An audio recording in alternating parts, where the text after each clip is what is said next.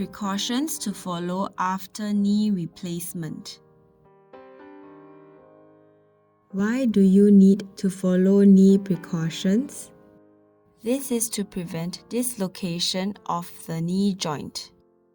After surgery, the muscles, ligaments, and tissues around the knee joint need time to heal. Our knee joint is a hinge type of joint that helps our knees to straighten and bend. By following the precautions, you can also avoid putting strain on the new joint, reducing the wearing down of the artificial joint and surrounding bone. The first precaution is do not squat. What happens to your knee joint when you squat? As you can see, the stress on the new joint increases as you squat.